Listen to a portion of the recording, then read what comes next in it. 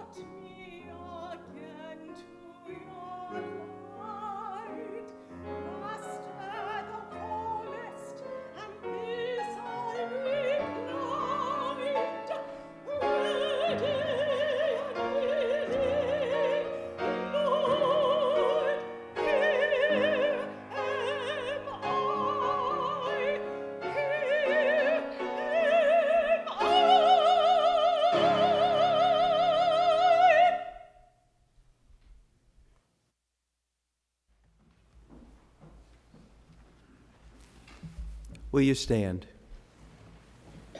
Jesus said, I am the resurrection and the life. Those who believe in me, even though they die, will live. And everyone who lives and believes in me will never die.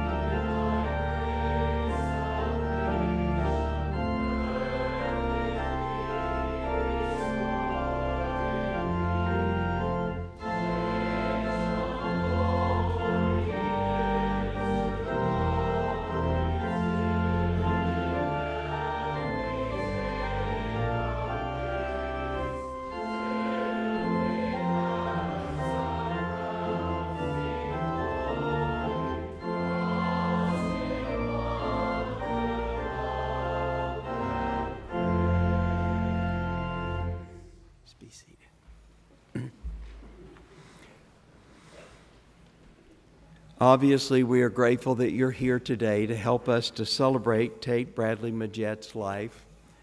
We've already heard some very beautiful expressions of worship and reminder of her ministry among us.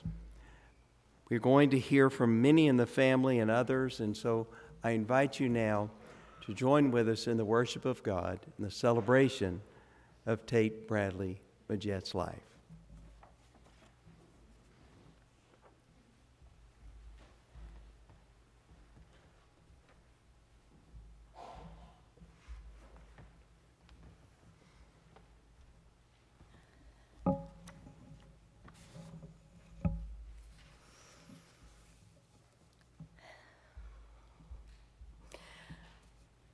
On behalf of my dad, myself, Claire, and John, and our entire family, thank you all for being here. If you knew Mom, you would know that she would not like being the center of attention today. But nonetheless, we are so thankful that we can be together to celebrate her life and honor her. As I thought about what word best described my mom, Nana, Tate, Tatey Boo, Mrs. Majette, or Mama Majette, I kept coming back to the word love. Mom loved in a way that was so full and present. She made each of us feel so loved. Her love was selfless, and she didn't ask for anything in return. She truly loved each of us unconditionally. She never wanted to be the center of attention, but gave all of her love and attention to her family, to Dad, to me, Claire, John, and later each of her grandchildren. She made each of us feel like we were her favorite. She was the one who did everything to help us fulfill our happiness, realize our potential, and achieve our dreams. Her love as a mother was a selfless one, where her affection for us as her children made it the most significant and godly relationship.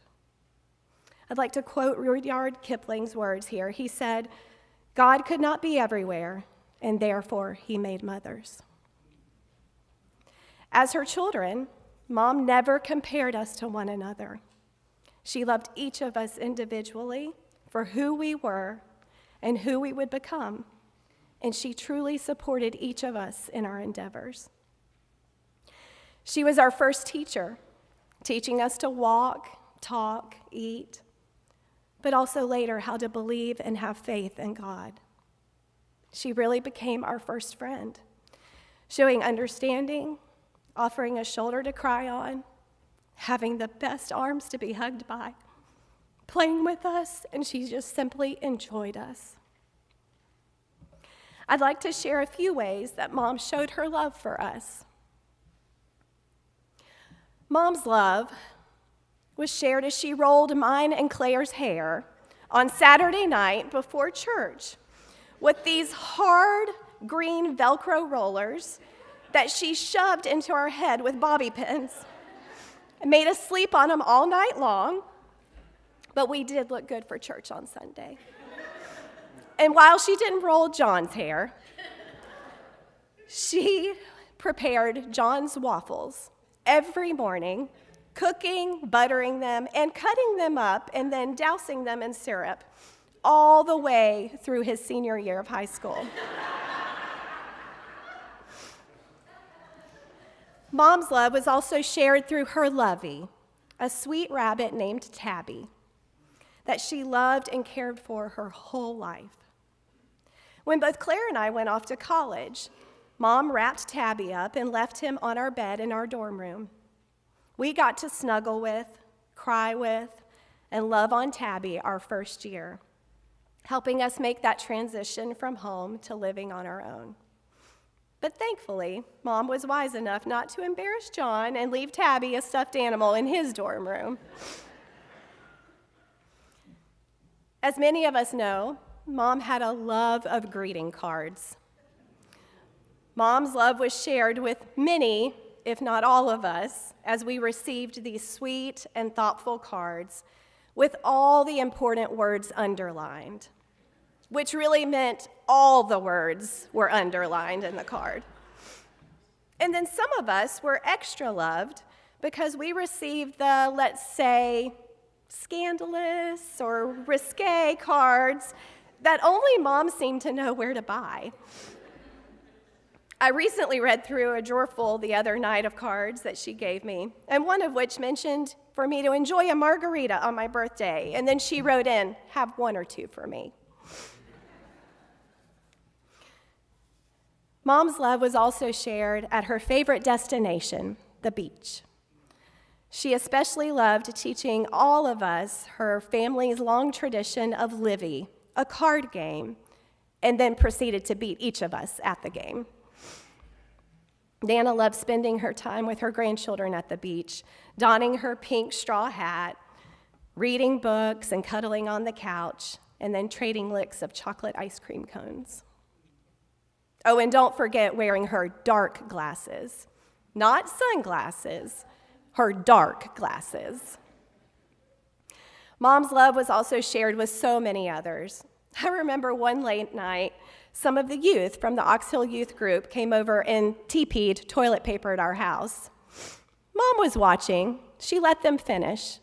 And then, once they finished, instead of going out and yelling at them, no, Mom invited all the youth to come into the house late at night, sit around and have some cookies and share some laughter. That was Mom.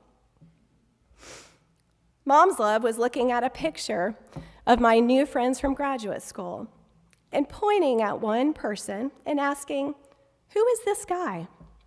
And I said, oh, that's Graham. He's kind of short. He's just a friend. She gave a little sly smile, said, Graham, I like him. A mother's intuition. She did love Graham. She always had a special place in her heart for her Grammars. Mom's love was learning to cook Dad's family's spaghetti sauce recipe, and then that became one of our family favorites. Years later, Mom came to stay with me after Caroline was born. And before she left, she prepared a large pot of that spaghetti sauce and then froze it into small multiple containers with little love notes attached to the top, giving me encouragement as a newly exhausted and very unsure mother. I also remember talking with Mom about wanting a second child, but I told her I was scared, telling her I wasn't sure that I could love another child as much as I loved Caroline. But she said to me in her own quiet way, God will provide you more love in your heart that you can share with another child. And she was so right. God did fill my heart with so much love for Campbell. She also shared on a Mother's Day card that she sent to me. She wrote, you made my life so complete until Bearsy, and then John. Now I rejoice in the 3 miracles God has given me and confidently know you will have the same experience. She was always right in her quiet, non-judgmental way. There's a plaque that used to hang in our kitchen growing up, and now it's in the sunroom of their home. And it reads, there are 2 lasting gifts we can give our children. One is roots, the other wings. I don't think I really understood this quote until I went off to college to live on my own. And there I began to realize the values and love and support that Mom and Dad had shared with us and provided for me and Claire and John.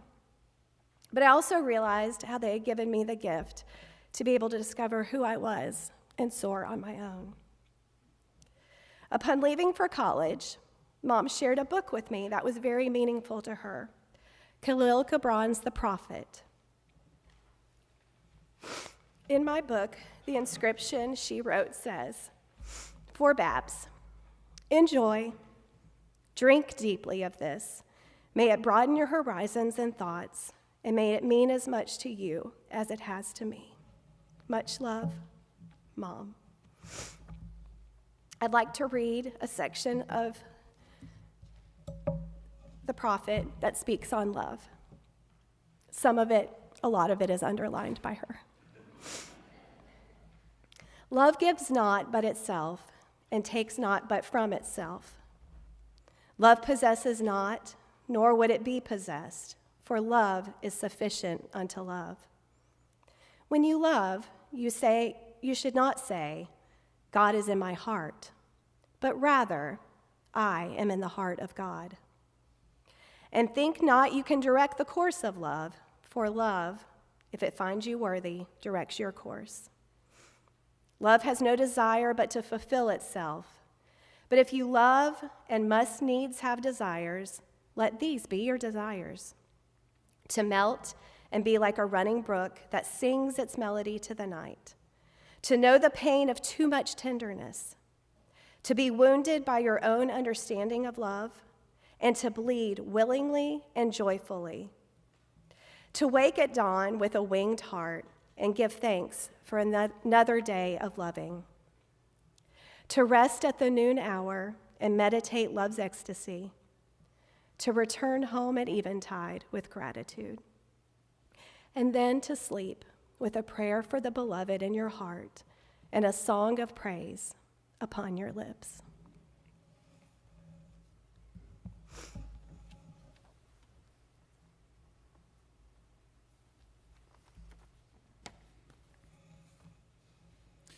Whatever name you knew her by, you experienced Tate's ability to love in the fullest, most godly sense. 1 Corinthians is among one of the more recognized passages of the Bible, certainly common at weddings and happy celebrations of love. And as I've reflected on Tate these past few days, I'm overcome by how she lived these words so fully, so freely, and so naturally. Hear now the word of God. 1 Corinthians 13, the gift of love. If I speak in the tongues of humans and of angels, but do not have love, I'm a noisy gong or a clanging cymbal. And if I have prophetic powers and understand all mysteries and all knowledge, and if I have all faith so as to remove mountains but do not have love, I am nothing. If I give away all my possessions, and if I hand over my body so that I may boast but do not have love, I gain nothing. Love is patient, love is kind, love is not envious or boastful or arrogant or rude. It does not insist on its own way.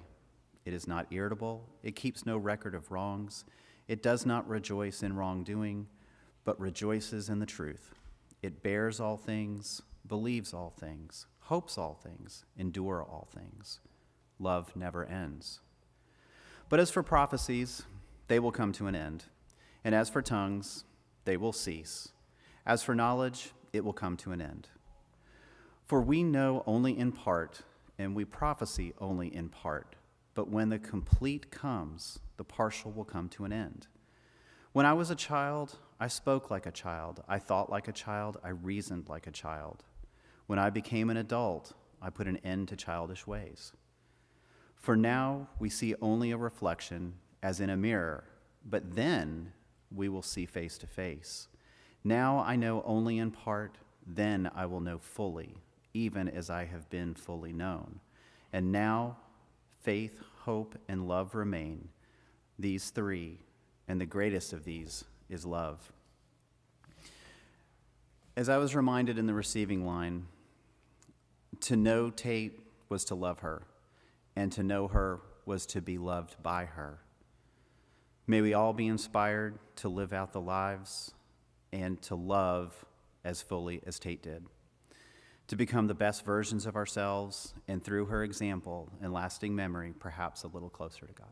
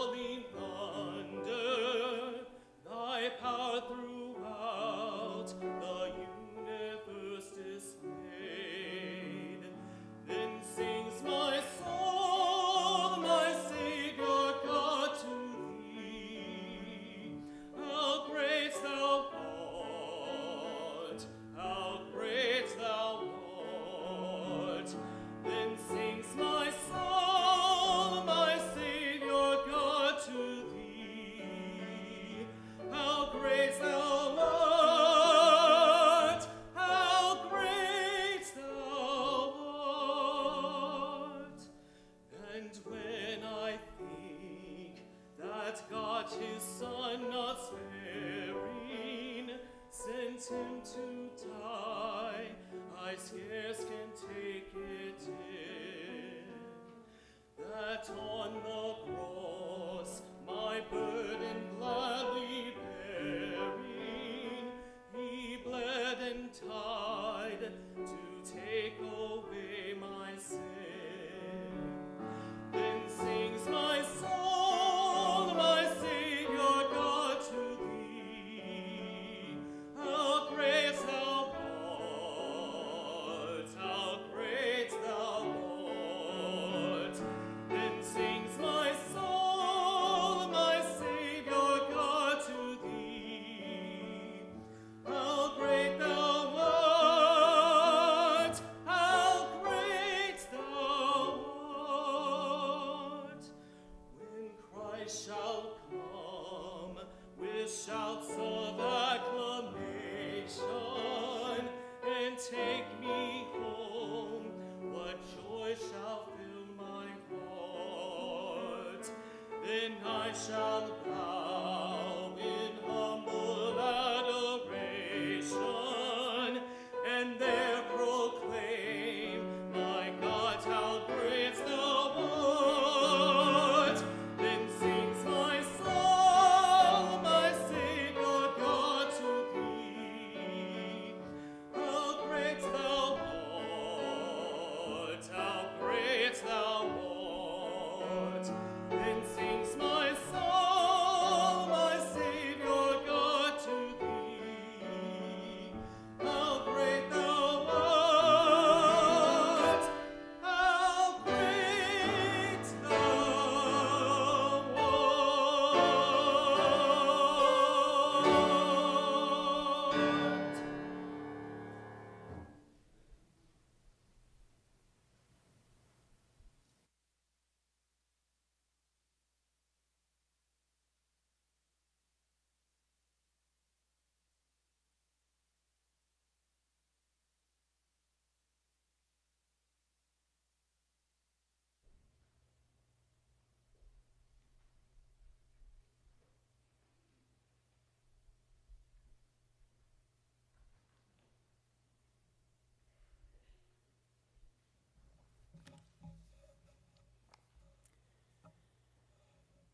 This year has been, for me, to say the least, an unusual one in a variety of ways.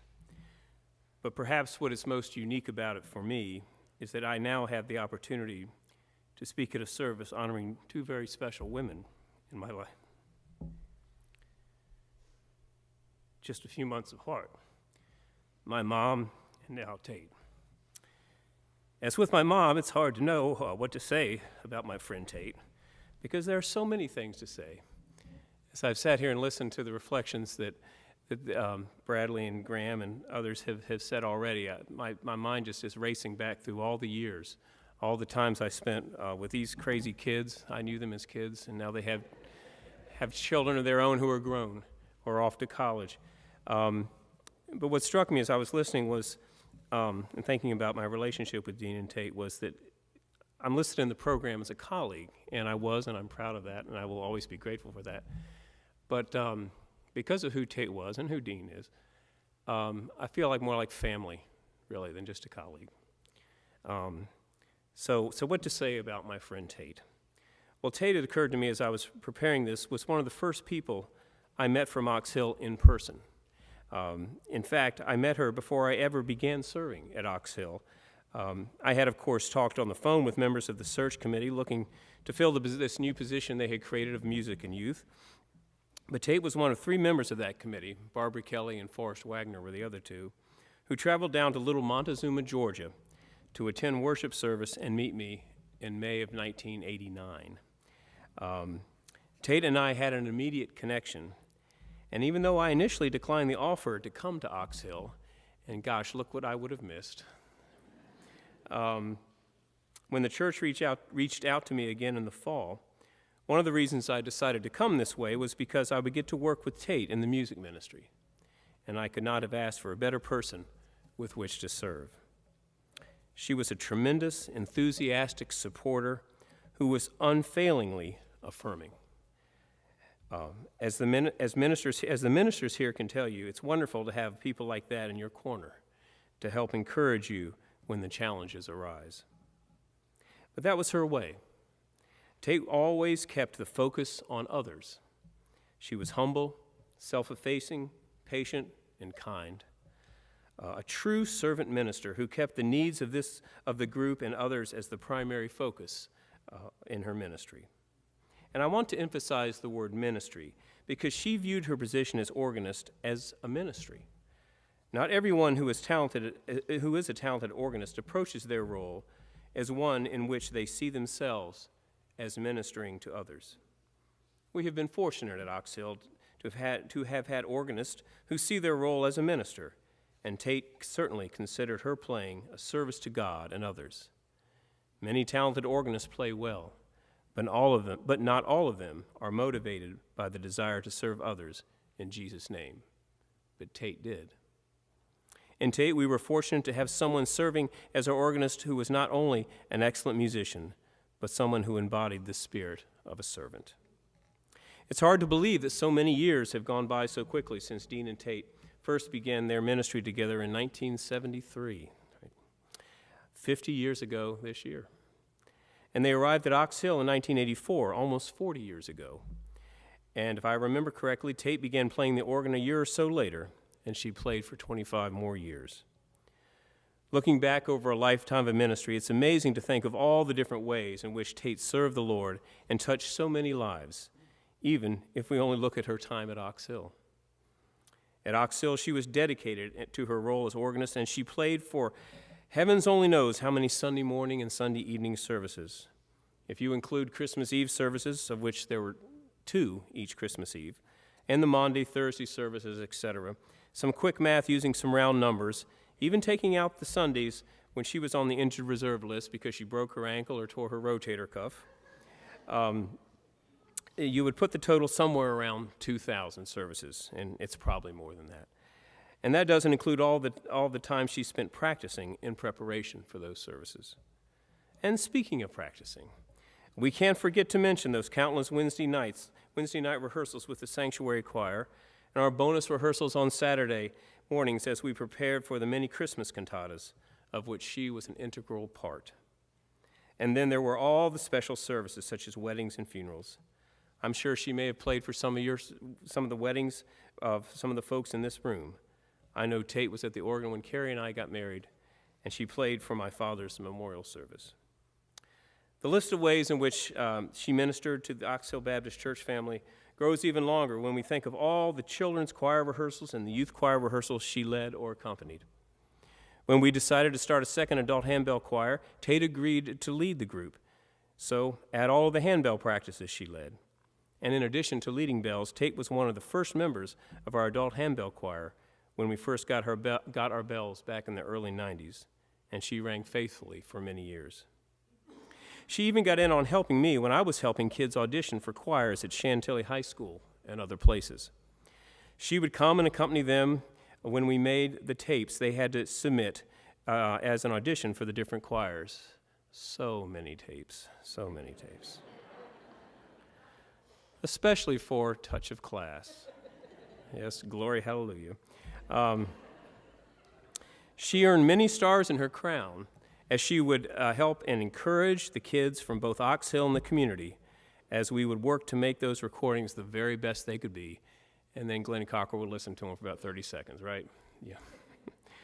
I remember one day, though, when a friend of John's, a kid named Jesse Farmer, came off the soccer field to come and make a tape, complete in soccer shorts, shin guards, and cleats.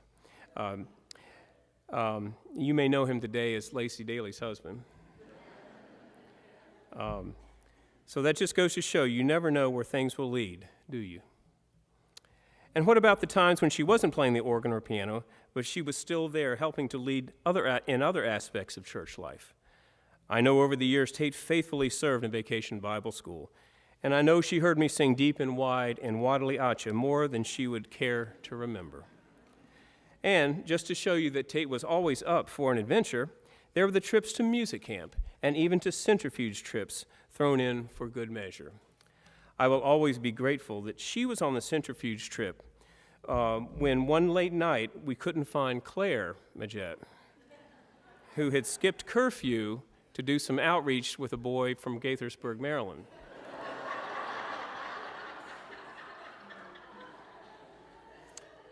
What was so funny, Claire was always the model kid. She was always the one you never had to worry about. And all of a sudden, I'm getting this phone call from, do you know where Claire is? No, her mom. But we found her. It wasn't too much after curfew, was it, Claire? No. But we tracked her down and got her back in the fold, and everything was okay. Oh, and then there were the personal ways in which Tate ministered to each of us through her friendship, her sense of humor, the way she made us laugh, the listening ear, an encouraging word, or her special gift, as Bradley has mentioned, of giving just the right Hallmark greeting card for what seemed like every occasion, and I mean every occasion. I got more than one card with a question mark on it that she didn't even bother to sign.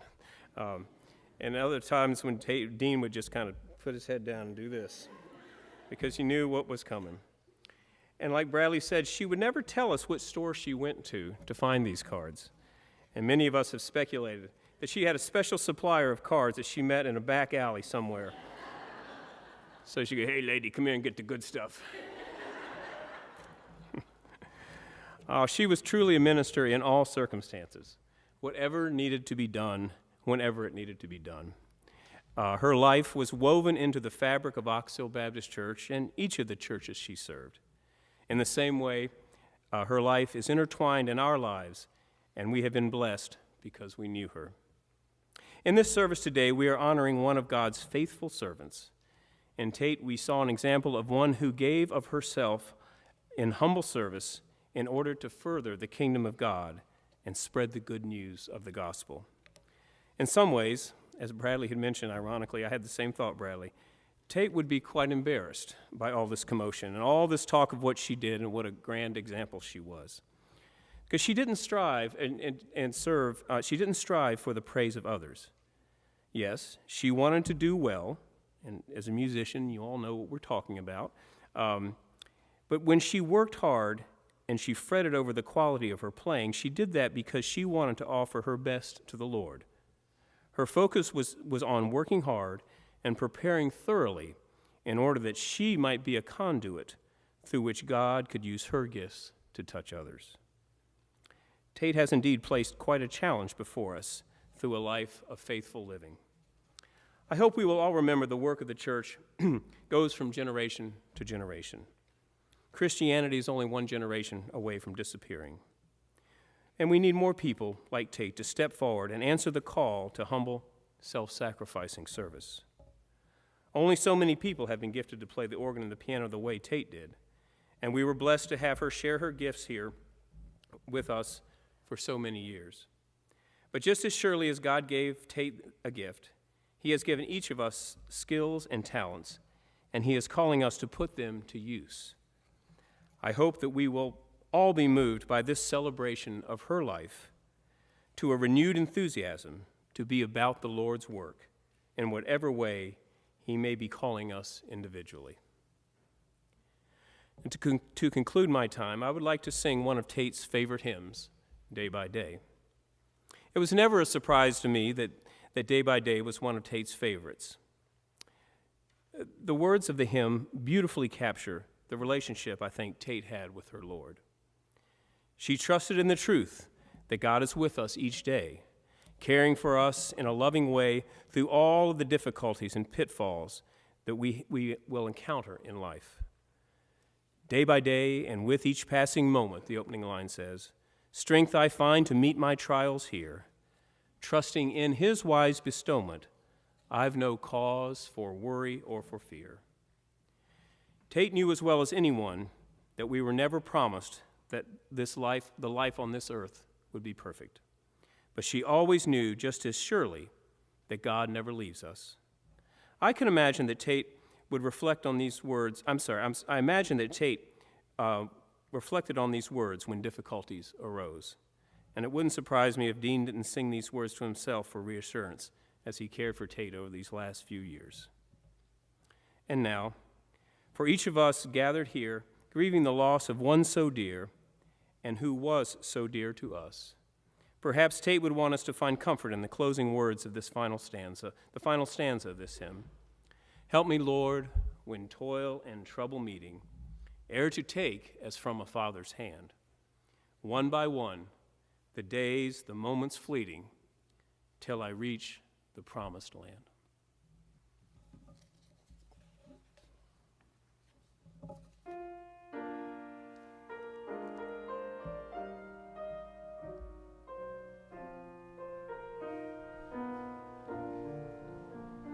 Day by day, and with each passing moment, strength I find to meet my trials here, trusting in my Father's wise bestowment. I've no cause for worry or for fear. He whose heart is kind beyond all measure gives unto each day what he deems best. Lovingly, it's part of pain and pleasure, mingling toil with peace and rest. Every day the Lord himself is near me, with a special mercy for each hour. All my cares he fain would bear and cheer me, he whose name is Counselor and Power. The protection of his child and treasure is a charge that on himself he laid. As thy days, thy strength shall be in measure. This the pledge to me he made.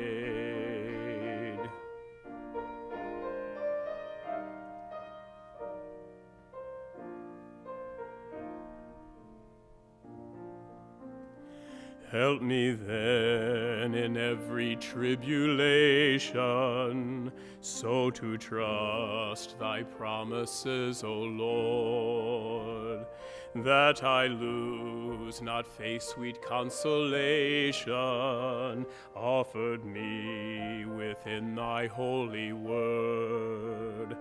Help me, Lord, when toil and trouble meeting, ere to take as from a father's hand, one by one, the days, the moments fleeting, till I reach the promised land. Till I reach the promised land.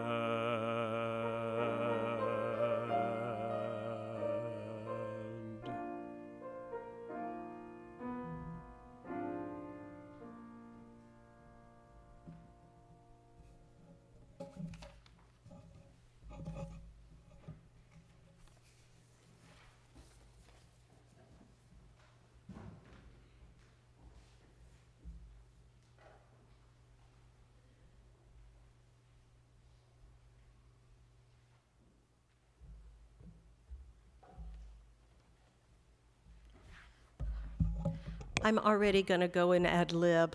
Tate always said one of the best things she ever did in her life was to bring Paul Brill to Ox Hill.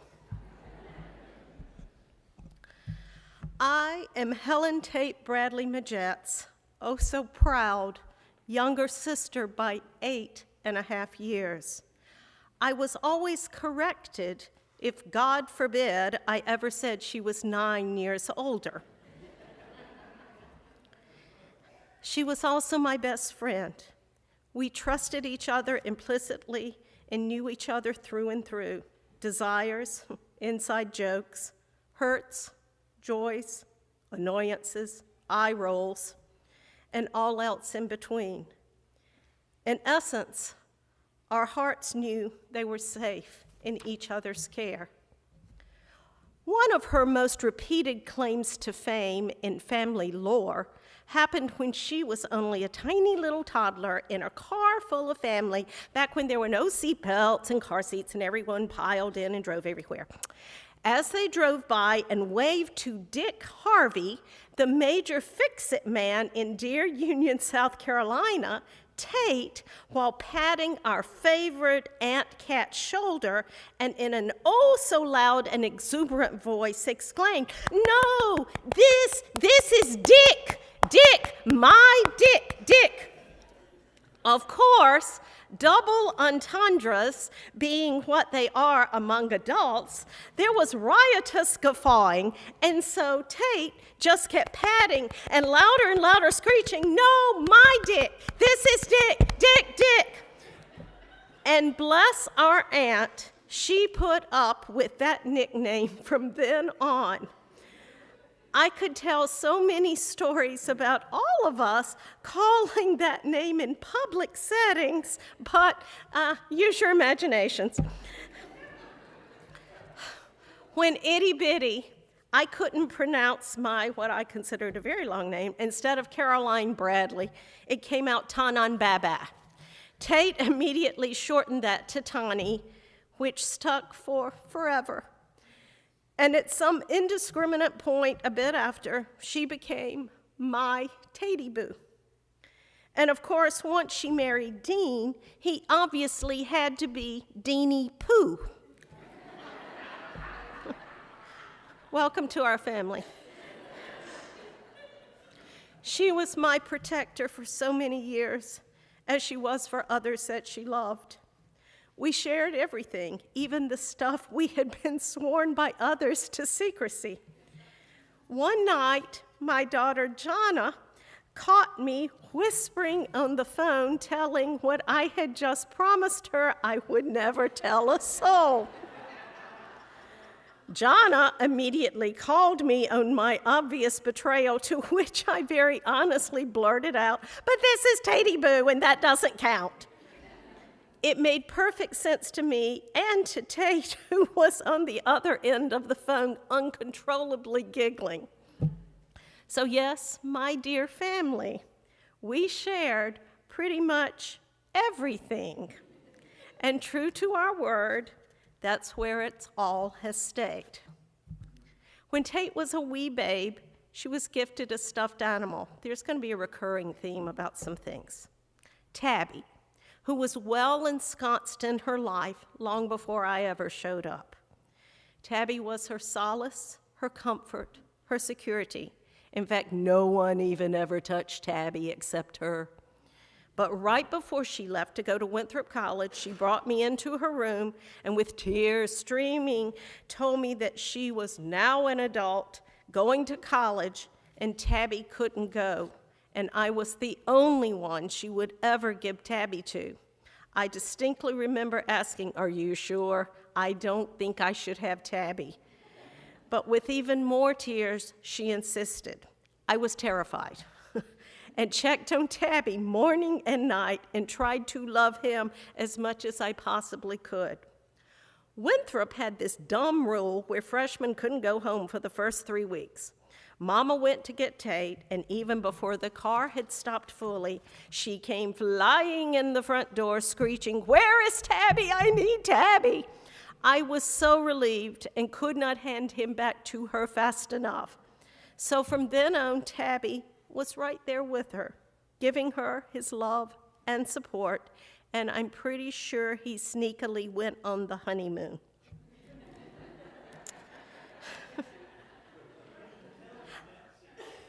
Well, we'll talk. Yeah, no, I do know.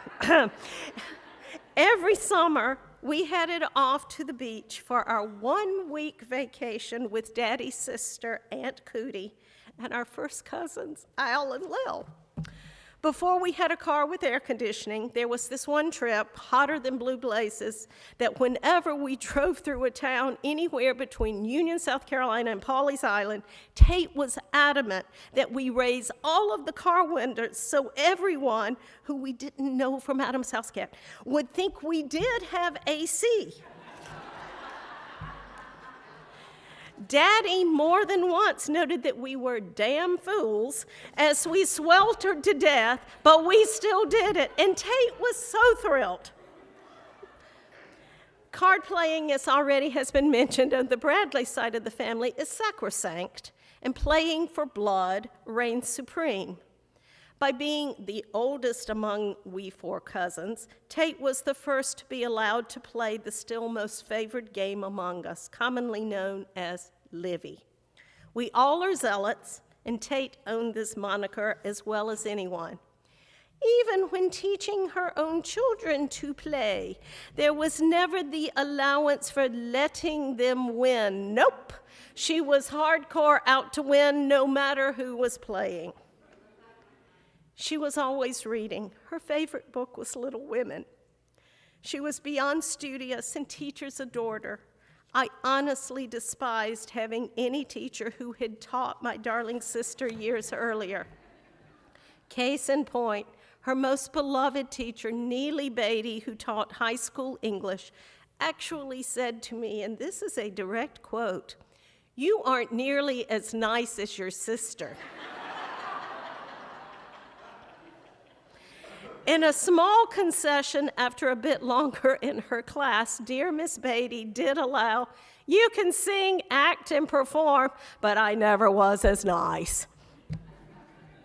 Tate gleefully took our cousins and me to our first R-rated movie, Bob, Carol, Ted, and Alice, when we were more than a bit underage.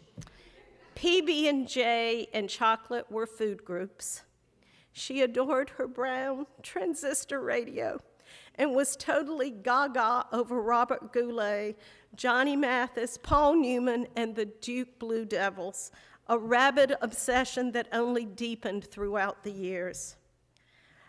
Once again, we are all confident that many, if not all of you, have experienced her card giving and underlining. Lord knows there was never a Hallmark store or even CVS that did not loudly call to her and without fail drew her in. We also have discussed the off-color, even slightly dirty ones. I have a trunk full. But one of our favorites is that Larry, Jonna, and my favorite Christmas ornaments are from our Tate booth. They're 3 smiling snowmen whose carrots are strategically placed, shall we say, below and not on their faces.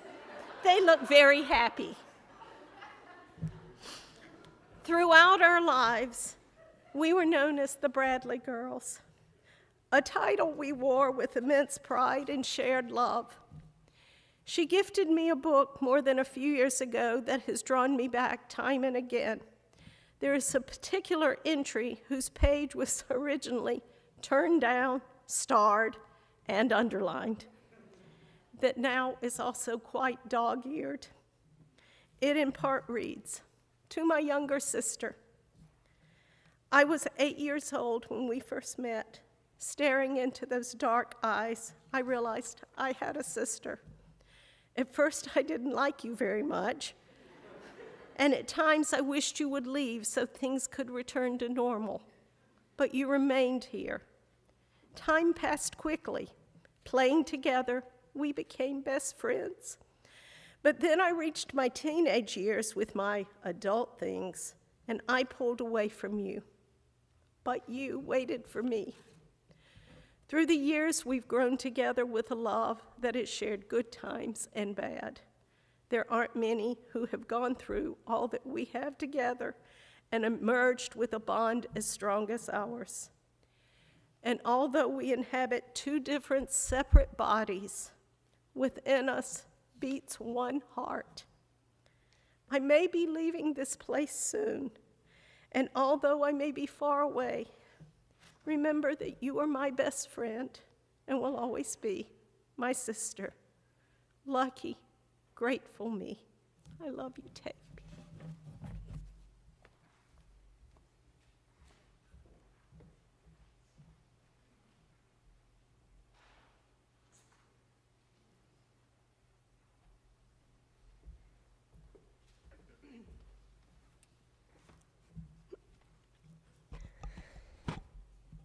These are some words that I wrote one night a few years ago in January of 2021 when I was visiting Mom and Dad over Christmas. We had all been together over the holiday, and we had noticed that Mom was becoming less mobile and in need of more hands-on care. Bradley, John, and I tried to find times when we could come to Fredericksburg to help support our dad, who so selflessly provided exceptional care for her as he navigated her transition into this next stage. It was obviously a very challenging time, and I was emotionally trying to make sense of it all. Mom always encouraged me to write. She was an excellent writer. After helping Mom get ready for bed tonight, I watched her sit at the bedside. She was not interested in lying down yet. I asked if I could sit with her, and she said, for a while. At one point, after quietly sitting, she reached behind her, and from the pillow, she scooped up her beloved Tabby, who you've already heard about, and I'm so glad that Bradley said he was a bunny because I thought he was a puppy. But that's how well loved he was. You couldn't tell in the end. She immediately greeted him with her knowing smile, that smile that has made each of us feel known to our core. She held him out in front of her on her lap between her knees, taking all of him in with her eyes. She gently rubbed his head and ran her hands along his worn and tattered body. No soft fur anymore, many tears and scars. She smoothed them all over.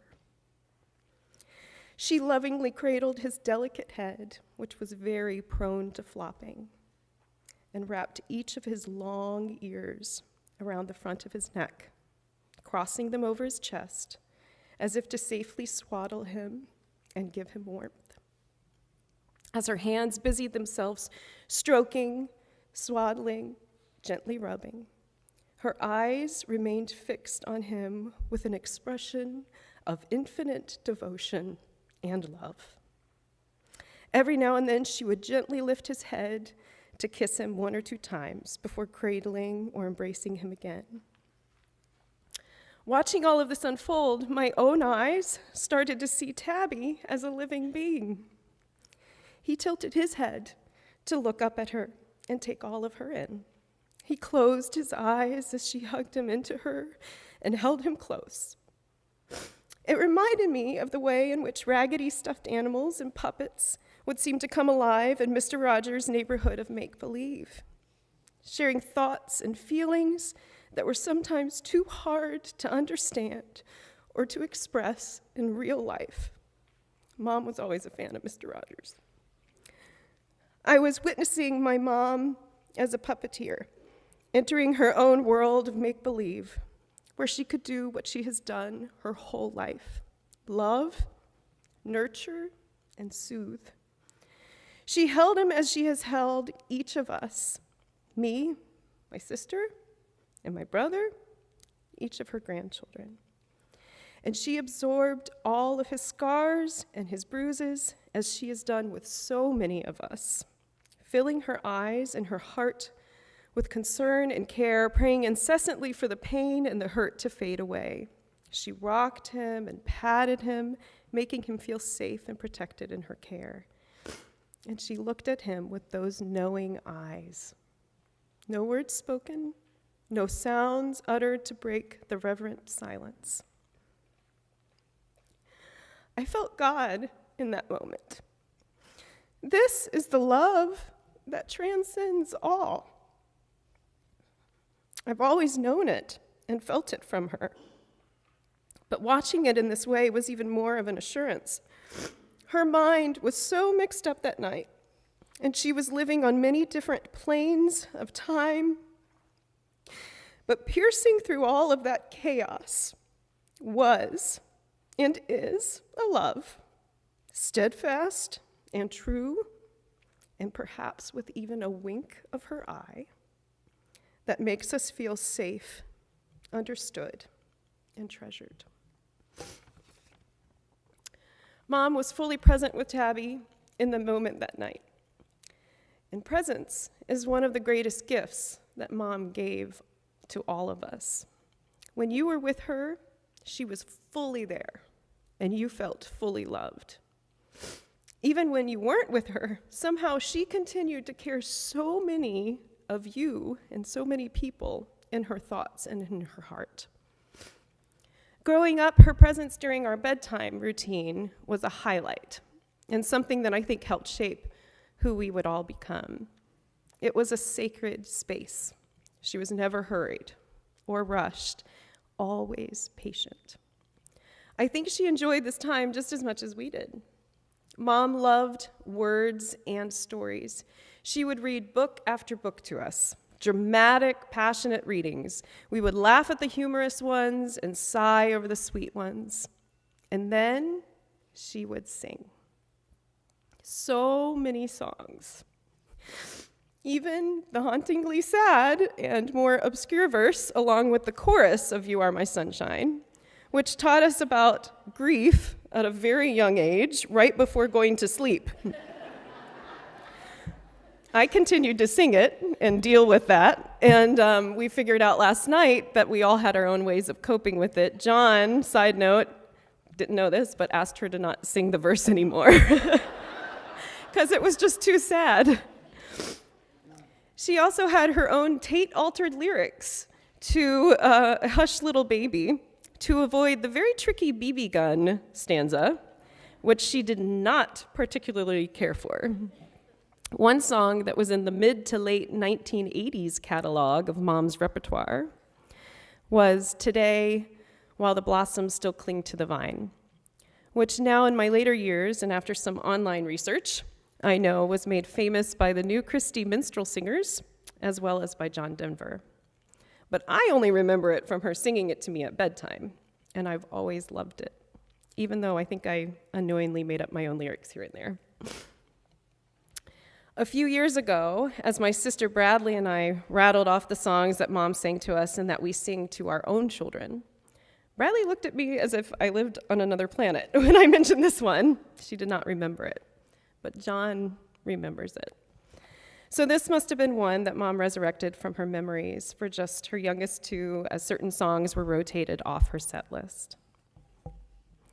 This past month, as I've sung it to my daughter at her bedtime, I've been reflecting a lot on the lyrics, inspiring us to be in the moment, and I felt Mom's presence with me, along with reminders to not worry about the future or dwell on the past, but to embrace today.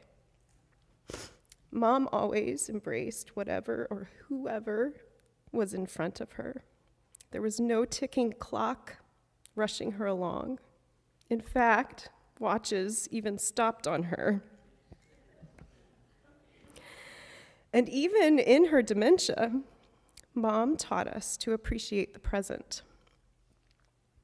I knew I could not make it through singing a live version of this, even though she had mentioned me singing at her funeral. So I recorded myself in order to honor her as a mother and share the gift of music and singing that she shared with us, and that Bradley, John, and I then passed along to our own children. And hopefully the lyrics will help us all remember how Mom taught us to be present in each other's lives, carrying on her legacy of unconditional love.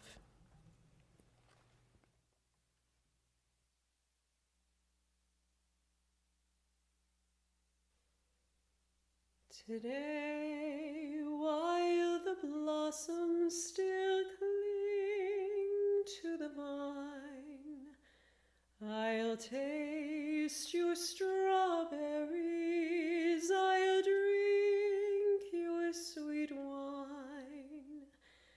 A million tomorrows shall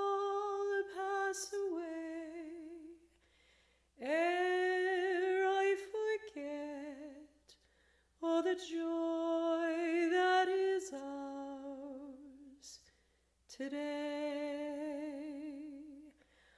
I'll be a dandy and I'll be a rover. You'll know who I am by the songs that I sing. I'll feast at your table, I'll sleep in your clover. Who knows what tomorrow shall bring?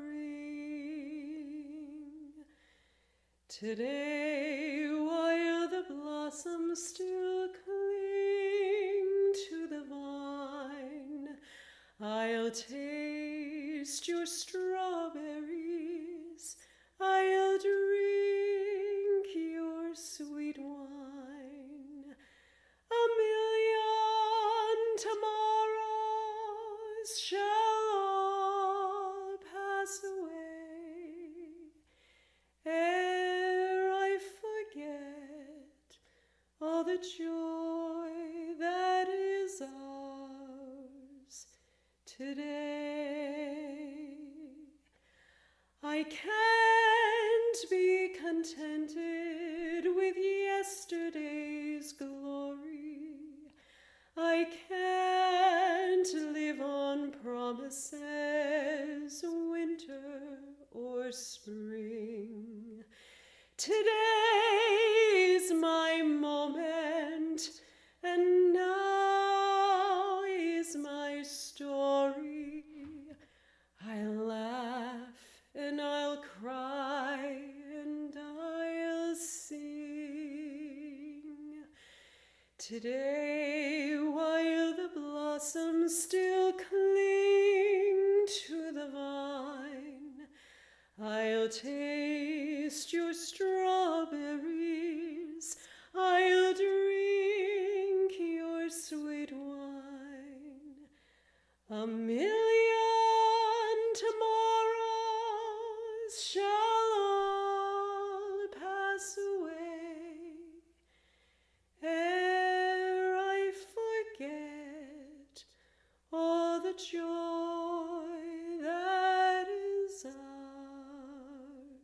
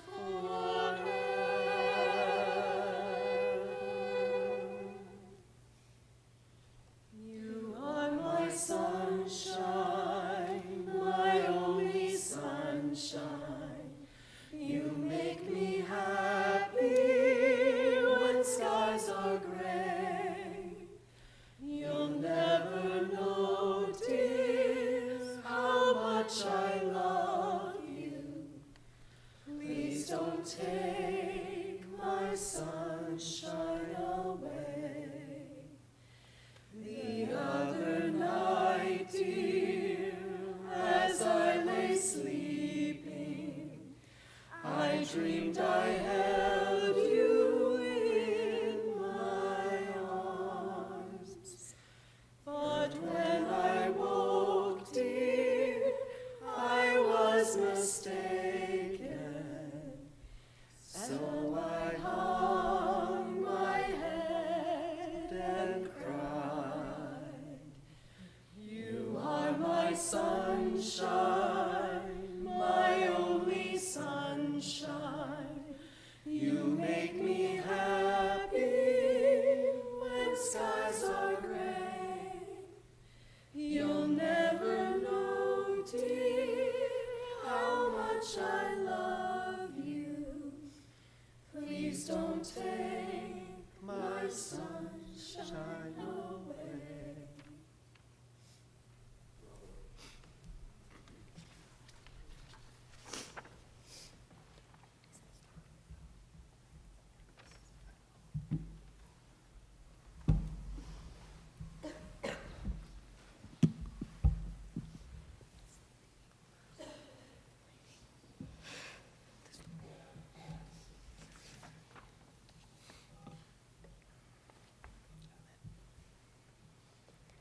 Little Nut Brown Hare, who was going to bed, held on tight to Big Nut Brown Hare's very long ears. He wanted to be sure that Big Nut Brown Hare was listening. Guess how much I love you, He said, Oh, I don't think I could guess that. said Big Nut Brown Hare, this much? said Little Nut Brown Hare, stretching out his arms as wide as they could go. Big Nut Brown Hare had even longer arms. But I love you this much. He said, That is a lie. thought Little Nut Brown Hare, I love you as high as I can reach. said Little Nut Brown Hare, I love you as high as I can reach. said Big Nut Brown Hare. That is quite high, thought Little Nut Brown Hare. I wish I had arms like that.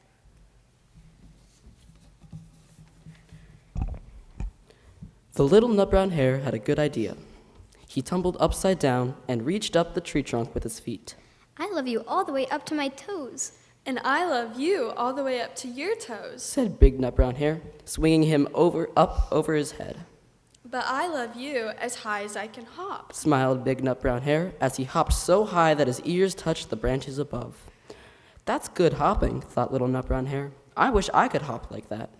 I love you all the way down the lane as far as the river. Cried Little Nut Brown Hare. I love you across the river and over the hills. Said Big Nut Brown Hare. That's very far, thought Little Nut Brown Hare. He was almost too sleepy to think anymore. Then he looked beyond the thorn bushes, out into the big, dark night. Nothing could be further than the sky. I love you right up to the moon, He said, and closed his eyes. Oh, that's far. Said Big Nut Brown Hare. That is very, very far. Big Nut Brown Hare settled Little Nut Brown Hare into his bed of leaves. He leaned over and kissed him good night. Then he lay down close by and whispered with a smile, I love you right up to the moon and back.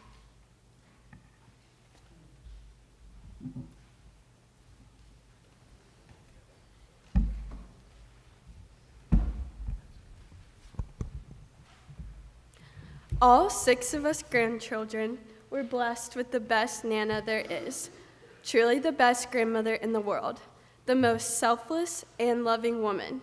She loved each of us with her entire heart and always made sure we knew how much she loved us, whether it was in birthday cards, supporting us in all of our walks and activities of life, or going to buy us another chocolate cake because we finished the first. One of my favorite memories of her was when Campbell and I came to stay with Nana and Dadu one summer while my parents were away.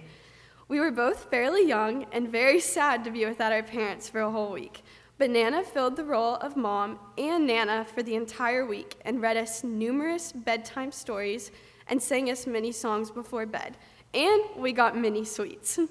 She loved us and we love her. We are all honored to be able to call her our Nana.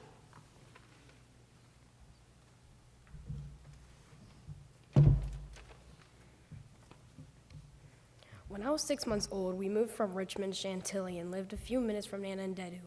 We also went to Ox Hill Baptist Church together. We were always doing things with Nana and Dedu. My Nana used the cane to help her walk around, and since I can remember, I always wanted to use it. Nana was always laugh and smile when I asked for her cane. This is the cane she always had. I would take it and go all over the church. We would go over to see Nana during the day, and sometimes she would pick me up from preschool and at the church. She would talk with Miss Bonnie and then take me to the playground. We would go on walks around her neighborhood and also play in the basement at her house. She would then take me to the piano and teach me how to play songs. We also would go to a local pizza place, and Nana's favorite was mushroom pizza. It was also one of my favorites, too. My first birthday was even at Nana and Dedu's house, and they were always there on my other birthdays. My Nana was the nicest person and never got mad at all. She had so much patience and loved being with her family. Nana was always smiling and was happy, and I know she's smiling on all of us today.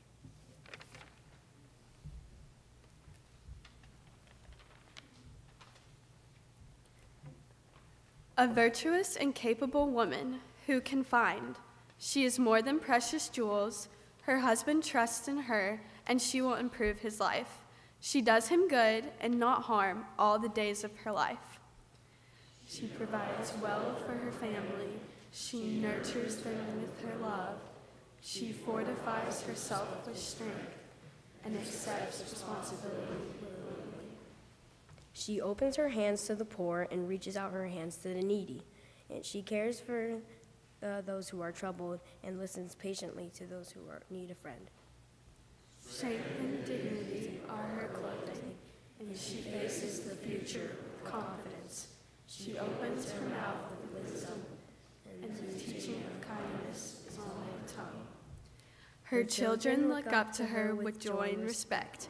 Her husband also, and is blessed by her grace, saying, "Many women have done excellently, but you surpass them all." Charm is deceptive, and beauty is fleeting, but a woman who fears the Lord is to be praised. Reward her for all she has accomplished. Let her life be an example for all to cherish her.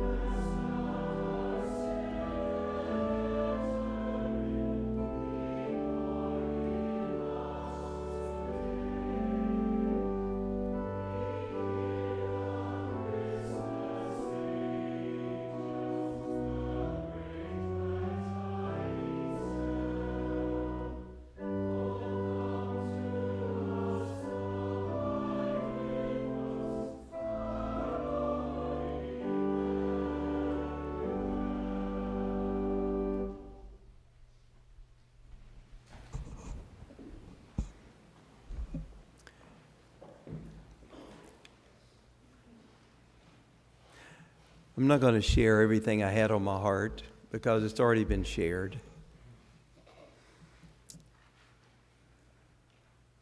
Dean, I now know why you were great.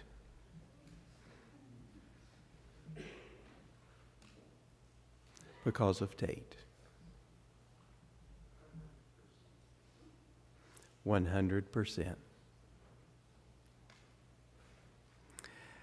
There's a certain sense of peace in following this musical story of a faithful woman who herself has obviously written a beautiful hymn. I want you to pause for a moment in the awe of the musical expressions we've had today in the worship of God. I want you to recognize how this woman, Tate Bradley Majette, gathered all of us together from all our different churches, from all our different families, and yes, especially this family.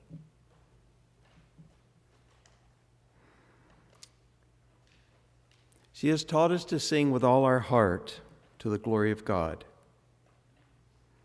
She taught us this song by the way she lived.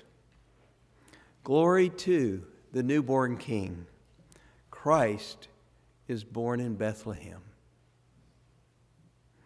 In that little town of Bethlehem, there was every intention for there to be peace on earth. Come to us, abide with us, our Lord Emmanuel.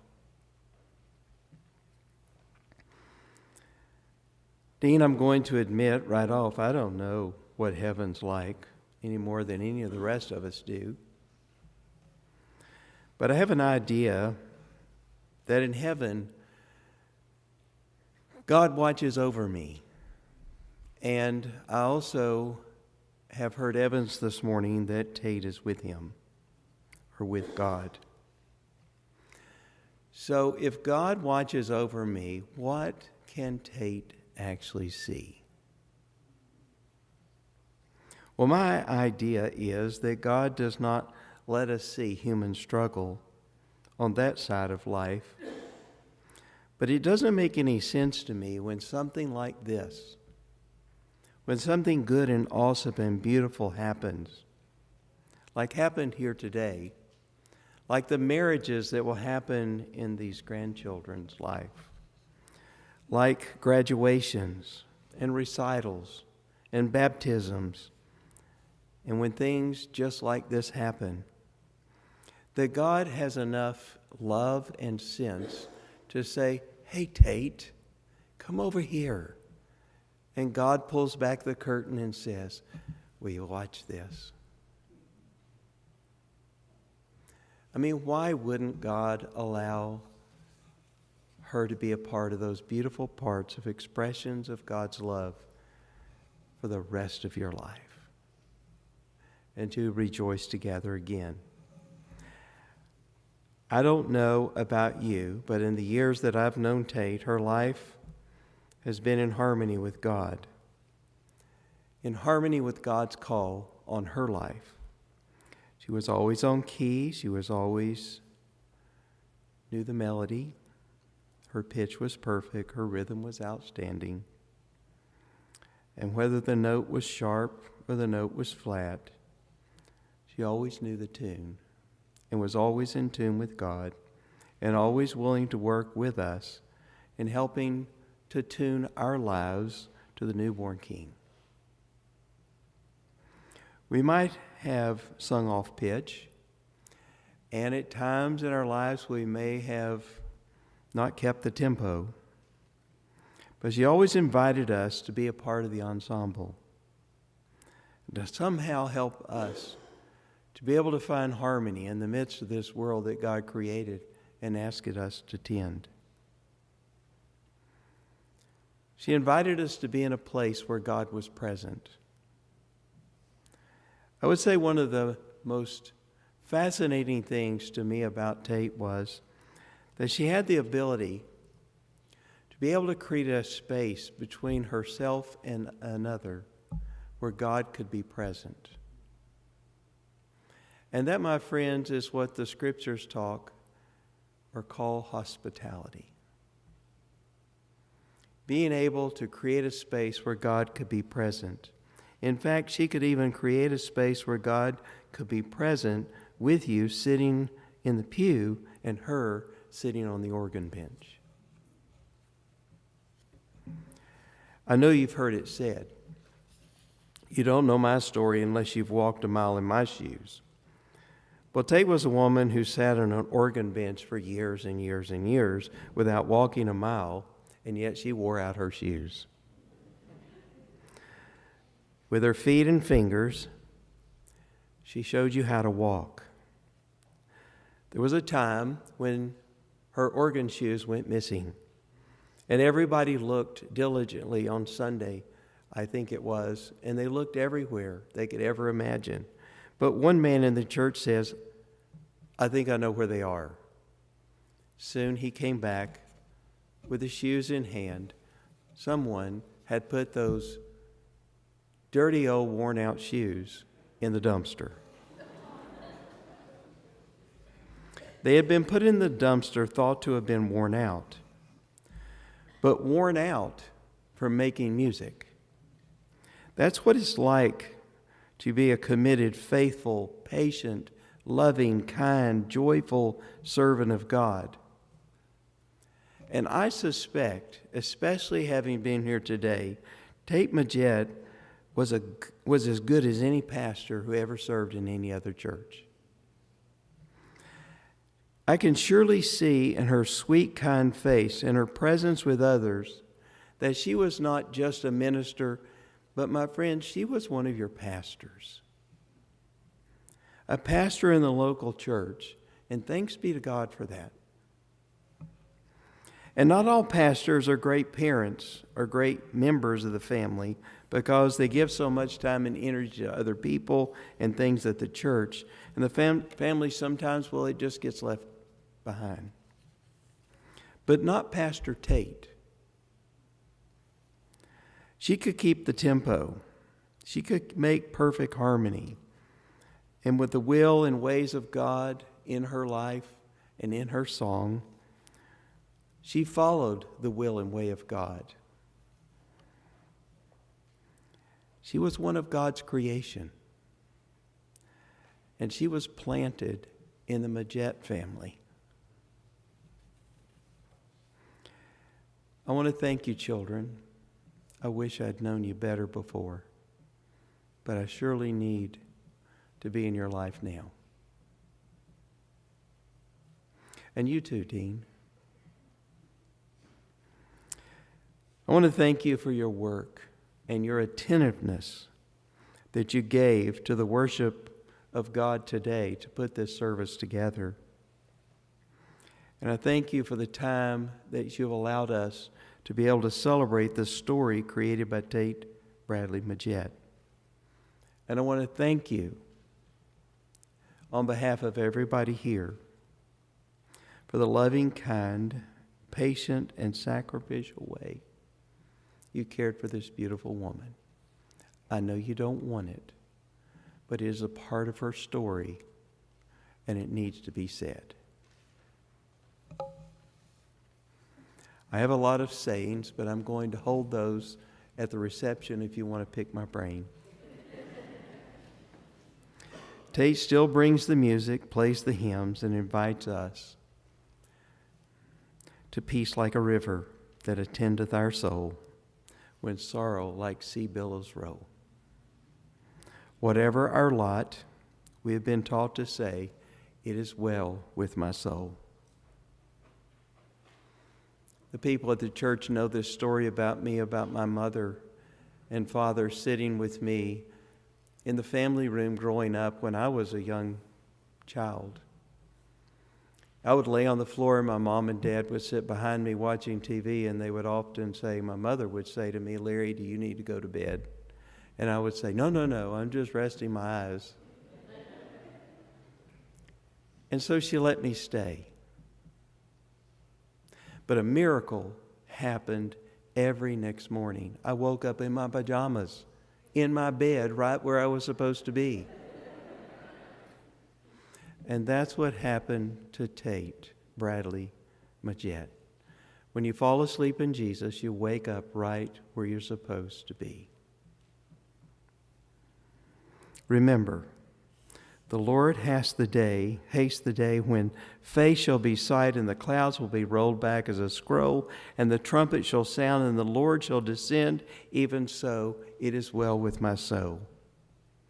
Well done, good and faithful servant. Well done. As the story in Genesis goes, we start the Bible out. It's a bookend story. He's a creator. And then we have stories all the way up to Revelation, and he has to recreate us over and over again. And he uses beautiful people like Tate to help do that, to help boys and girls become recreated.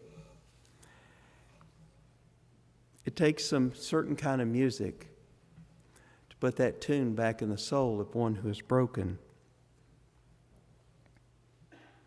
And then he says, in that very last book, very first book says, I'm a creator. The very middle of the book says, I recreate you. The very last book, the last Revelation 21 says, I will wipe away every tear from your eyes, and there will be no more mourning. There's going to not be any more crying or pain or death. The Creator says, I can make all things new.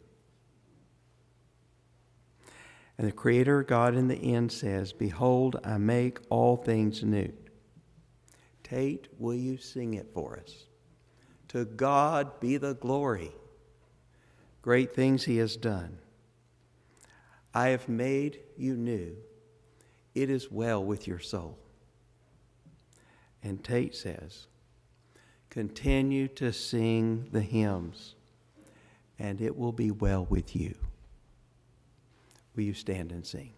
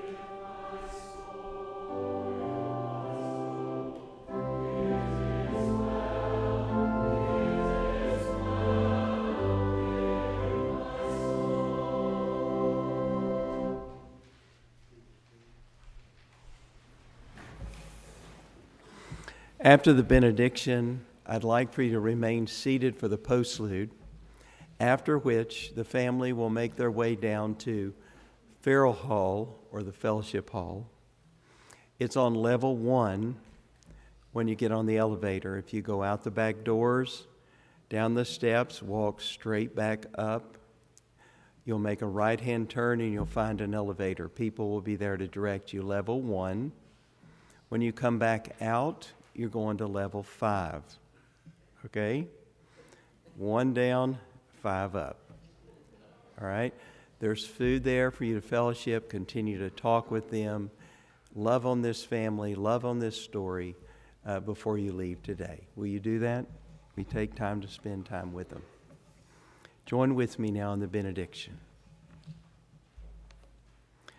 When the perishable puts on the imperishable, and the mortal puts on immortality, then shall come to pass the saying that is written,